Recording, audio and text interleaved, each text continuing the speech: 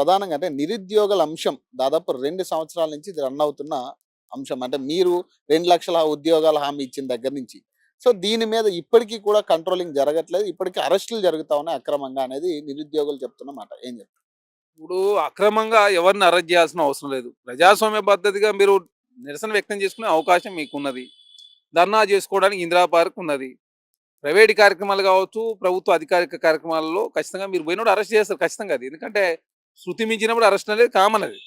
కాకపోతే ప్రజాస్వామ్యంలో డెమోక్రటిక్ వేలో నిరసన వ్యక్తం చేసుకోవడానికి మీకు వేదికలు ఉన్నాయి.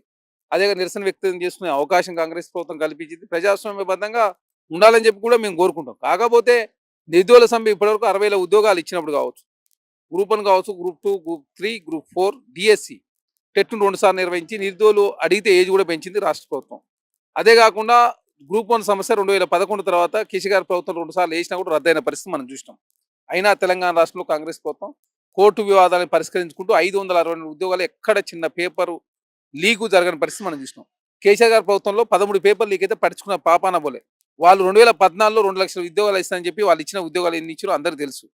అదే కాకుండా ఇంటర్మీడియట్ వాల్యుయేషన్ కావచ్చు, 10th వాల్యుయేషన్లో ఎంతమంది విద్యార్థులు అని పేరు చూసి ఇక్కడ 10th వాల్యుయేషన్ కావచ్చు, ఇంటర్మీడియట్ వాల్యుయేషన్ కావచ్చు, డిగ్రీ కావచ్చు, ఉద్యోగాలు కావచ్చు, ఎక్కడ కూడా రాజకీయ పైరవులు కానీ రాజకీయ పునరావాస కేంద్రం కూడా టీజీపీఎస్ని మేము వాడుకోలేదు. నిష్ణాతులైన అధికారులు కావచ్చు, నిపుణులు మాత్రమే అక్కడ టీజీపీఎస్లో చైర్మన్ మెంబర్లుగా ఉన్న పరిస్థితి మనం చూసినాం.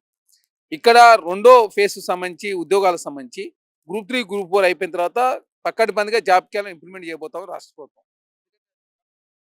3, 4 ఖచ్చితంగా జాబ్ క్యాలెండర్ సంబంధించి అది మెన్షన్ చేస్తే వాళ్ళ డేట్స్ కూడా ఇబ్బంది అయ్యే అవకాశం ఉంది కాబట్టి ఖచ్చితంగా ఇంప్లిమెంట్ చేసే ప్రయత్నంలో ఆ 2 సంబంధించి జాబ్ ఆర్డర్స్ ఇచ్చిన తర్వాత ఇంప్లిమెంట్ చేయాలని ప్రభుత్వం భావిస్తూ ఉంది.